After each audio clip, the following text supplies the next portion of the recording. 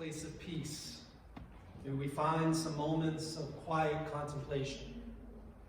Welcome to this place of celebration. May our hearts soar with gratitude for the gift of life. Welcome to this place of sacred love. May we gently hold all that is broken. Welcome to this place of inquiry. Here may we be challenged to open our minds and our hearts ever wider. Welcome into this place of community. May we together draw the circle of love and justice ever wider. Welcome to this sacred place. Come, let us worship, let us celebrate, let us love together. Let us enter into a spirit of prayer. May we look with gratitude upon this day for the beauty of the world, for the first radiance of dawn and the last smoldering glow of sunset. Let us be thankful for physical joys, for hills to climb and hard work to do, for music that lifts our heart in one breath, for the comfort of a friend, and for the gracious loveliness of children who remind us of the wonders of life. May we be appreciative, above all, for the concern and love of those around us, for the exceeding bliss of the touch of the holy, which suddenly awakens our drowsy souls to the blessed awareness of the divine within us and within others. For all of this and for all the countless other blessings present in our lives, let us be grateful. Let us now enter into a time of shared silence.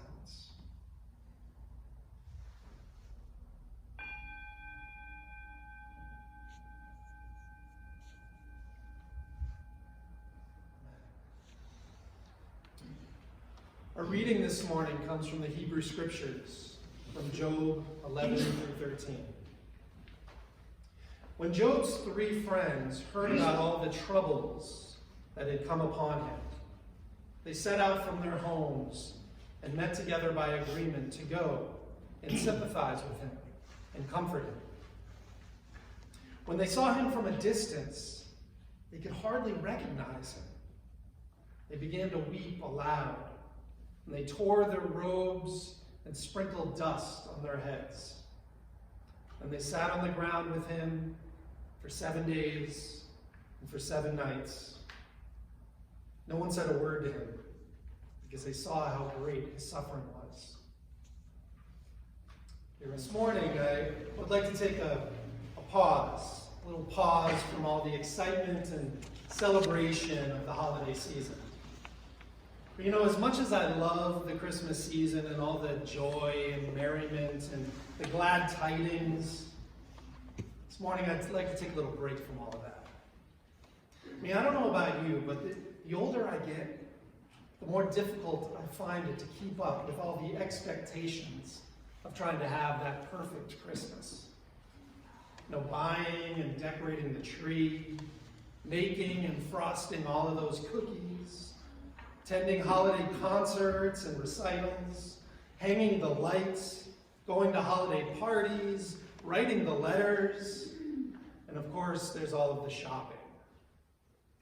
You know, because behind all of the jingle bells and the glad tidings, there are many who suffer this time of year. Whereas I think we can all attest to, preparing for the holidays can often cause anxiety and stress. In addition, there are many who suffer from depression this time of year. In fact, 20 million Americans are struggling from depression right now. When Dr. Michael Kerr, the psychologist who writes for Healthline, was asked, "Why is depression so common during the holidays?" he responded, "Social isolation is one of the biggest predictors of depression. especially during the holidays. Some people may have a small social circle or a lack of opportunity for socialization. People who have feelings of disconnectedness often avoid social interactions at holiday time. Unfortunately, withdrawing often makes the feelings of loneliness and the symptoms of depression worse. Boy, once depression takes hold, it's hard to shake. And I say this as someone who has experienced depression in my lifetime. See, in my experience, depression is not about sadness. Sadness implies that you're having a feeling in response to something that is happening internally or externally. You know, for when I've been sad, it's often followed by other feelings as well. When I've been sad, at least I felt emotionally alive. Depression, that feels more like a deadening of emotion. Like a curtain has been drawn between me and the world. Depression doesn't just go away because someone offers a tissue and a hug. And depression can last for weeks, sometimes even months. You know, I recently took a pastoral care class that focused on grief, depression, and trauma. The class was at Hebrew College, and it had a mixture of Jewish rabbinical students and Christian and UU seminary students.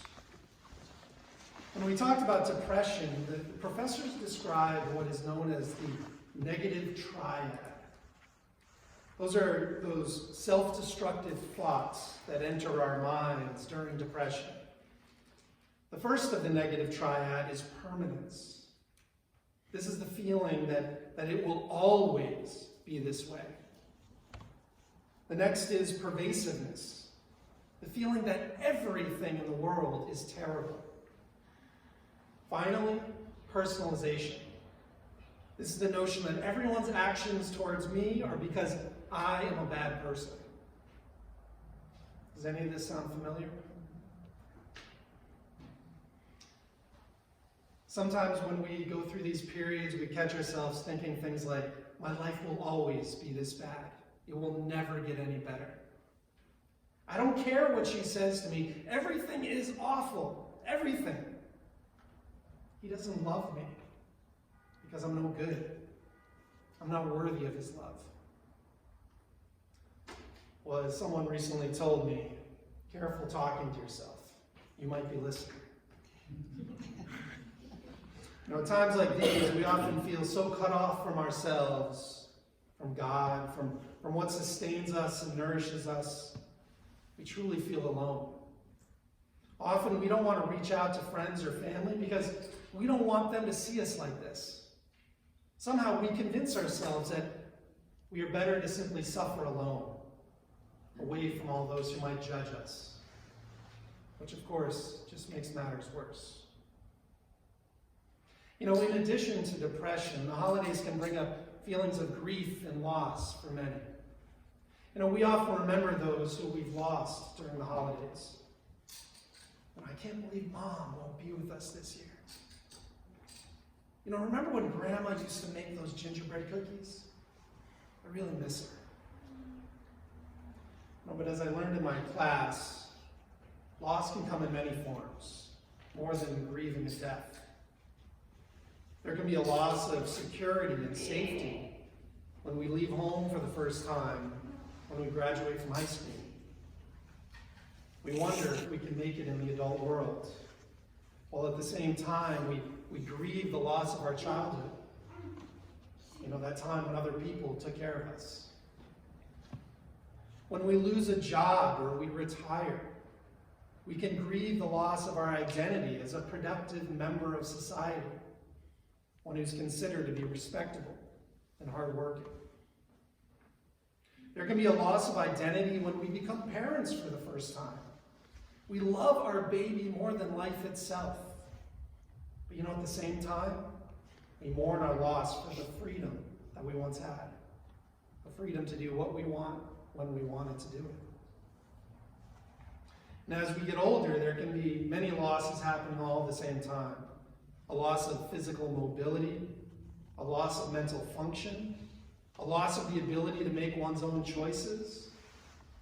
And these can be devastating losses and can lead to terrible grief. As Sigmund Freud once put it, in depression, the self is poor and empty. But in grief, the world is poor and empty. I think he's saying that the experience of depression causes us to think of ourselves as not worthy of love. Whereas grief, we often project that onto the world. It's the world that's unfair. For a fair world would not take my job from me. A fair world would not take my ability to walk. A fair world would not take my only child. Or from another perspective, a fair God would not do these things to me. In our reading this morning from the Hebrew Scriptures, we heard an excerpt from the book of Job, a story that dares to ask the eternal question: if God is good, and if God is all-powerful, then how could God allow us to suffer? In this story, Job was described by the Lord as, quote, a blameless and upright man who fears God and turns away from evil. The Lord thought so highly of Job, his most faithful servant, that the Lord made a bet with Satan. Apparently in those days, God and Satan would hang out together. He bet Satan that no matter what he did to this man, Job would never renounce God. To test this theory, God killed Job's sheep, his oxen, his donkey, his camel. Then he killed his servants. Finally, he killed his sons and his daughters. But somehow, through all of this loss, Job remains faithful to God. So far, the Lord is winning the bet. But next, God allows Satan to cover Job's body in these painful sores. He covered his body from head to toe. And at this point, even his wife is like, come on, will you just renounce God already? I mean, let death take you. This is ridiculous. But Job remains faithful to his God.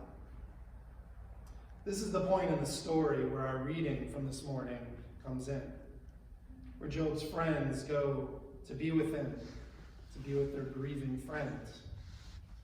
From the second chapter of Job, when they saw him from a distance, they could hardly recognize him.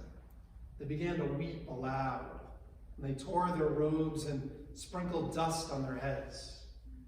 And they sat on the ground with him for 7 days and 7 nights. No one said a word to him, because they saw how great his suffering was. I mean, notice Job's friends had no words for him. They did not try to fix his problem. For in grief, there is no solution. There's nothing to do but to grieve. They simply sat with him. Now, if you're familiar with the rest of the book of Job, you might know that later his friends do engage Job in dialogue to try to help him, but they just wind up messing things up. You know, I think they had it right the first time, when they just kept their mouths shut. You know, when Job's friends sat with him for 7 days and 7 nights, they were engaging in what Jews refer to as Shiva, which is Hebrew for the number 7. Shiva is a 7-day mourning process that observant Jews engage in when someone in their community dies. It's generally held in the mourner's home, and the mourners will traditionally wear an outer garment or ribbing that has been torn. This practice of tearing one's clothes in response to grief comes from the Torah when Joseph mourns the death of his father Jacob. As we heard this morning, when Job is in the depths of his despair, that the torn fabric is a symbol of the exposed grief, a way to acknowledge what has been broken, a way to acknowledge that things will never be the same again. You know, during my pastoral care class at Hebrew College, I gained a deeper understanding of many Jewish holidays and practices that are designed to help hold the darkness, to hold those times we're allowed to examine our shadow side, those times when things are hard. Hearing of all these traditions in my class, I remember turning to one of my classmates, a rabbi in training, and saying, maybe I should become Jewish. At that moment, I was just so in awe of this faith that holds and honors darkness so well. For my upbringing in this predominantly Christian culture that we live in, it seems that we don't often like to think of the shadow side. When you think about it, what are the two big Christian holidays? We have Christmas, when we celebrate the birth of Jesus. And then we have Easter, when we don't grieve the death of Jesus, but we celebrate that he's risen from the grave. Now, I understand that there are some times in the Jewish calendar for reflection and grieving, such as Ash Wednesday and Good Friday, but somehow these times have never been embraced by the wider culture. For we celebrate New Year's, but somehow we forget to mourn the year that is over. We celebrate family and food and togetherness on Thanksgiving, but we forget about those who don't have any of those things. We celebrate birthdays, but we don't honor our loved one's death day. Simply, it seems that we don't like to talk about the things that hurt. In these times, we've told ourselves they're best to be done alone, indoors, away from those people who are out there celebrating. For we wouldn't want to be a downer. We certainly wouldn't want to think that we are mentally ill. Better to just hire a psychiatrist to tell our problems to, where it can be done in private, behind closed doors. Better yet, just give me a pill and make it all go away. This is where religion can come in. For we know that one of the best ways to cope with depression and loss and grief is to be in community, to be in sacred community with one another. This is what we like to call the beloved community. For we hunger for people who will hold us when we hurt, who will be there when we stumble, who will tear their clothes in solidarity, who don't care if you have bags under your eyes from crying all night long, because we've been there too. All we want is to not be alone when life gets hard. So in this season of shadow, this time of year when there's more dark in our world than light, let us remember to take good care of one another. Let's remember to love one another in the best way we know how. Amen. The most glorious light. So go forth and let its spark help you understand what troubles both you and others. Go forth and let its light of reason be a guide in your decisions. Go forth and bring its ray of hope to those in need of help, both in body and in spirit. Go forth and fan the flames of passion and help heal our worlds. Go forth and spread the warm glow of love, pushing back the darkness of the world. Go forth and share your glorious light with this world.